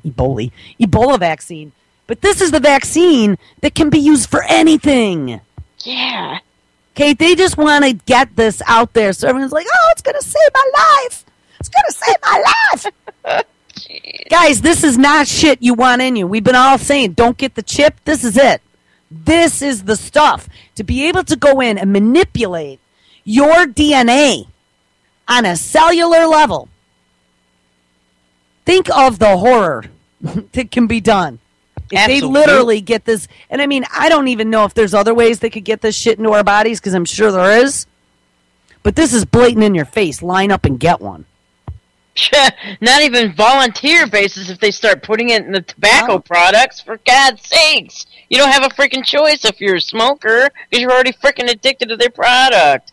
Well, and I mean, there's all kinds of things. Think about putting it into food. It's GMO 2.0, guys. This is Absolutely. what... And then that Techmira, who's an investor? Oh, what? Monsanto? Yes. Because if you read about this new GMO 2.0 they've been messing with, this is the technology. Mm-hmm. They all have come together. I mean, Bingo. we thought that the Google DARPA Kurzweil Trinity was the Trinity of evil. It's gone way beyond that now. God, I'm rocking. Yeah, don't rock. All right, I got to read a little bit more. In Owensburg, the tobacco plants are quote-unquote infected with the protein, he said, and then they reproduce it like a photocopier. The desired proteins are then extracted from the plant and purified into a serum. Notice how they're just like giving you the dumb person's translation? Mm-hmm.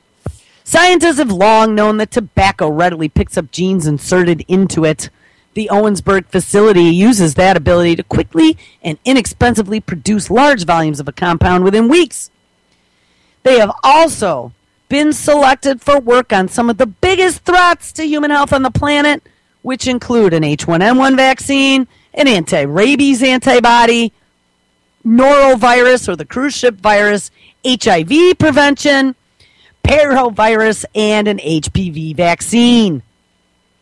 Now, the HPV vaccine we were reading the other day, they're already using that other patented technology called virus-like particles. Right. Where they put nanotech into them.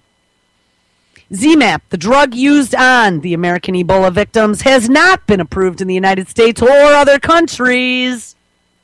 Yes, but see, that's how we fast-track it, baby. But the Owensburg facility has begun ramping up production for anticipated drug approval testing protocols this year. Of course that will be.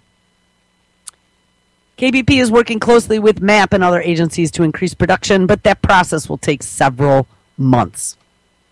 So we got to wait for a few more months until Ebola goes pandemic. Yeah, that sounds like about the right incubation period 21 for it days. to travel around the world in pretty good fashion. Hello. Yep. Wow, do you think that this is not staged? Yeah. Sounds like a perfect layout plan to me. Yeah, and it's all about profit. If you just go to Google and search Blue Angel Program, you will find stories from 2012 and 2013. Pentagon produces 10 million flu vaccines in 1 month as part of the Blue Angel program in tobacco plants. Notice that they said that they were going to begin development of the H1N1. Hell no. This story is from 2012 and 2013. They've already been doing this shit. Oh, hell yeah. So that was my bombshell. That's huge. They're making this sound like this shit's all new. We've been onto them for a long time, and I knew they were going to pull this. I mean, absolutely. Tomorrow, if you want, I think it is almost time for us to go way deep into the mRNA and the RNAi and take a look at how all that shit works and who owns the technology. I think that's a good idea because this completely segues into all that, and this would actually probably give us a pretty clear history of where all this stuff is coming from, where it's at now, and where the hell they're taking it. And why you want to listen not to get the shot. Yeah. You're not going to want it. No. All right, guys, we are just about out of time, so make sure you stick around tonight. We got Josh on at 6 p.m. Well, actually, before that, we have Will Roberts running after this, Mr. John Stokes and Jack Blood simulcasting from Micro Effect between 1 and 5 p.m. Eastern, then Josh on at 6 p.m. Replay of this week's Geoengineering Watch with Mr. Dane Wigington at 8. Truth or Talk Radio replay with April and Verstein at 9, and then the Anti-Media with Nick Burnaby and DB Schwartz at 11 p.m. Eastern. Please do me a favor. Check out our sponsors for UCY. Go out and check out pigminews.com. I need you to take a look at the little social icons at the top. I thought they were pretty damn cool. Watch some of those videos. Get up to speed, because tomorrow I'm going to make your head hurt. All right, guys, thanks for being on today, Wendy. Thank you, everyone, for listening. Everyone, have a happy Wednesday. Thank you. Take care.